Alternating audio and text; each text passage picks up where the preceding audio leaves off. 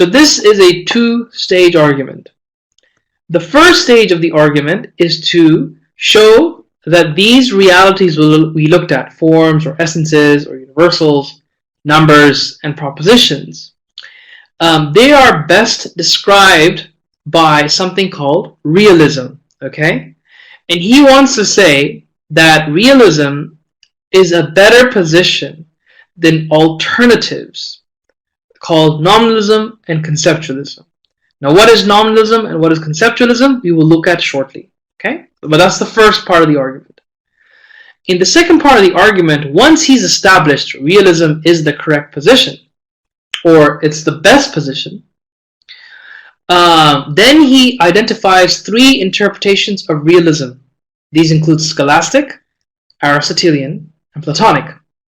And what he will do, he will try to shoot down Platonic and Aristotelian realism to land you into Scholastic realism, which he believes best describes or best affirms or grounds the reality of realism. Okay? So this is the two-stage argument. Now, let's try and carve out a few distinctions. So I mentioned to you before that I will break it down for you. What is realism? What is nominalism? What is conceptualism? This is fundamentally their differentiation. Realism believes that the universal objects that we've looked at, essences, mathematical truths, whatever they are, right? They have a reality associated with them. They are real objects, okay? They are actually real objects, right? Nominalism is a position that they're not real. They're just figments of imagination. They're not actually real, right? They don't exist. So it's just something that's there, but they don't have a reality associated with them, okay? And third, conceptualism, they say that universal objects exist, they are real, but they are only human constructs, okay? Now, let me try and make sure you understand what I mean by these three, because maybe that first or cursory reading may not help you understand the differentiation, okay? So there's something called the mental world, okay?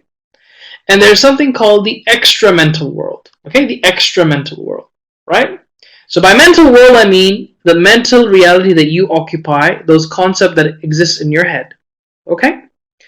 The extra-mental world has the world that we exist in, okay?